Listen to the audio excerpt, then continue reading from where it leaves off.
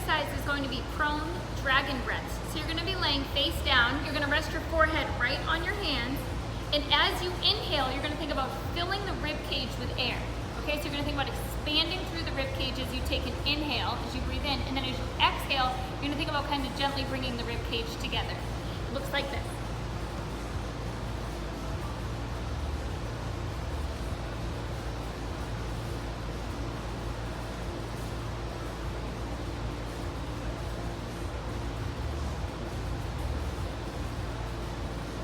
For your second exercise, you're going to continue to lay face down on your stomach. You're going to have your arms overhead for this one.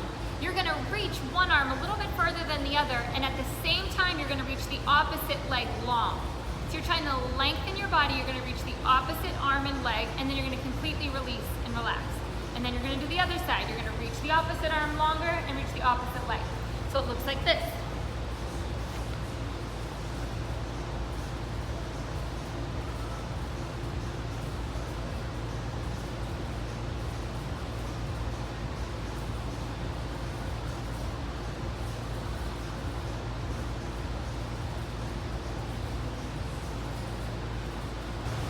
Exercise, you're going to be in child's pose, and you're going to do a reach, rotate, and lift for the shoulder.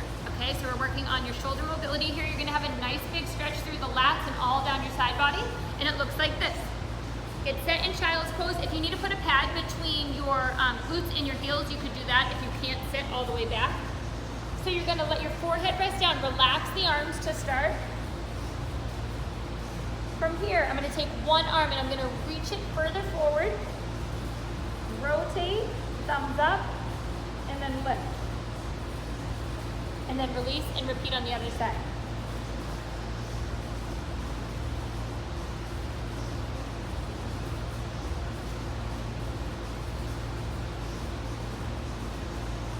Your next exercise, you're going to go into a half kneeling position. Okay, so the knee goes directly under the hip, my foot in the back is nice and relaxed. Okay, and then my ankle up front is going to be directly under my knee. And I'm going to grow tall and tuck my tailbone, and I should feel a stretch in my left hip and almost down the left thigh. So you're going to hold this first for 3 breaths. After that, you're going to maintain that stretch, and you're going to cross your arms. Left hand to the right shoulder, right hand to the left shoulder, elbows up, shoulder height. Keeping that stretch in the hip, you're going to twist towards the front leg. And then back to the center.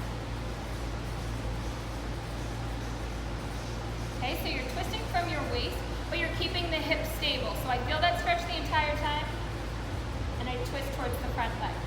And then you would switch that. Your next exercise is called the upper spinal floor twist. This is an amazing exercise. You just want to make sure you have your setup correct before doing it. So you're going to start by laying on one side. You're going to stack your knees right one on top of the other at belly button height, and you're going to stack your hands to start. Head back if you need to. You could put a pillow or a pad under your head if it's more comfortable on your neck. From here, you're going to inhale and you're going to open up that top arm, and then you're going to exhale right from your waist and your ribcage. You're going to rotate, bringing that arm towards the floor. And your eyes are going to turn towards that hand about 70% of the way. So you're not going to completely turn your head, but you're going to start to follow. As you inhale, fill the rib cage, the top side rib cage with air. As you exhale, try to get that arm lower to the floor.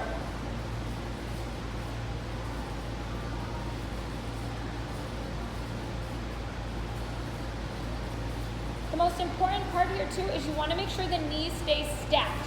When you open up, you want to make sure this top knee doesn't shift back, okay? Or else you're going to get that rotation more in your lumbar or your lower back. And this exercise is designed more to get the thoracic spine or the last one in this sequence is a seated hamstring stretch. You want to make sure you have a wall behind you. Okay, so you want your tailbone and your head against the wall. You want your legs as straight out as possible. If that's a little too hard, you could try to go wider with your legs, or you could also bend a little if needed.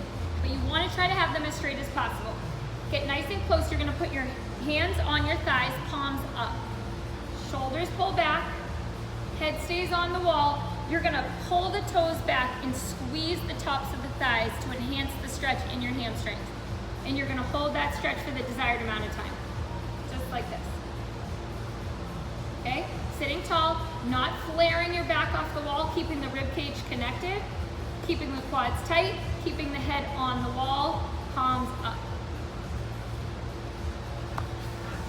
Harder than it looks.